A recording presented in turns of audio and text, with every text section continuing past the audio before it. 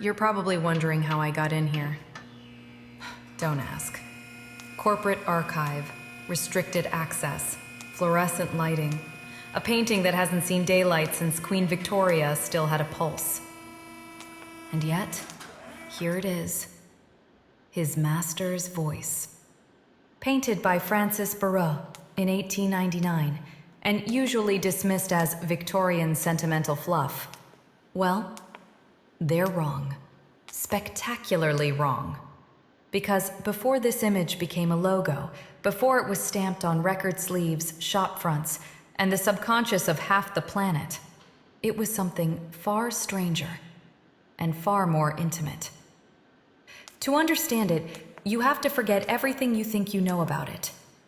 The story goes that Francis Barraud inherited two things when his brother Mark died: a dog named Nipper and a wax cylinder phonograph containing a fragile recording of Mark's voice.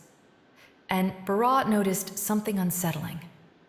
Whenever he played the cylinder, Nipper would sit perfectly still, ears pricked, staring straight into the horn. Not curiosity, recognition. As if the machine wasn't making sound, but summoning someone. That recording is lost, which is probably for the best, but I can't help imagining how it went.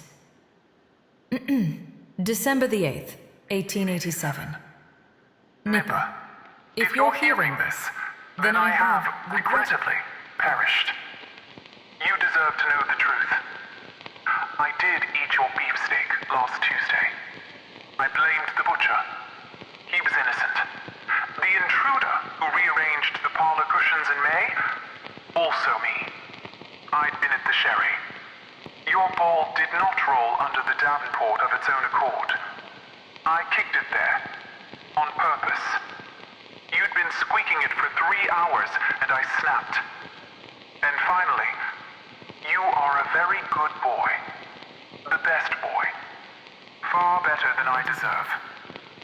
Please forgive me. Your master. That moment, that is what Barraud painted. Not a mascot, not a brand asset. A living creature confronted with the impossible. A human presence without a human body.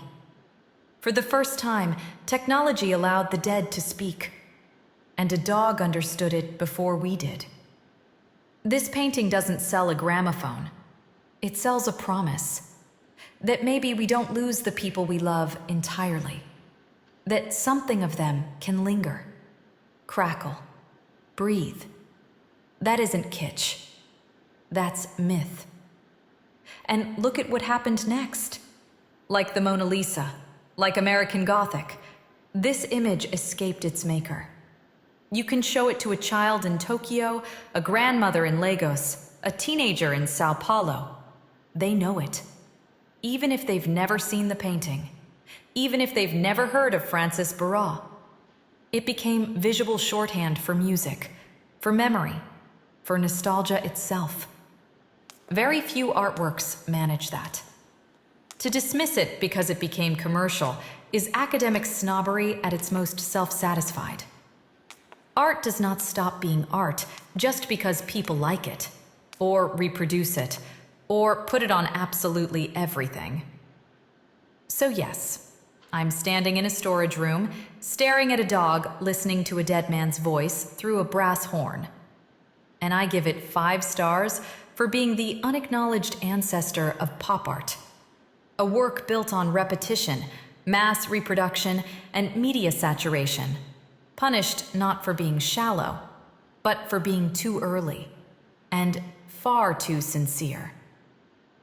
Art history has opinions. I have better ones. Subscribe for more.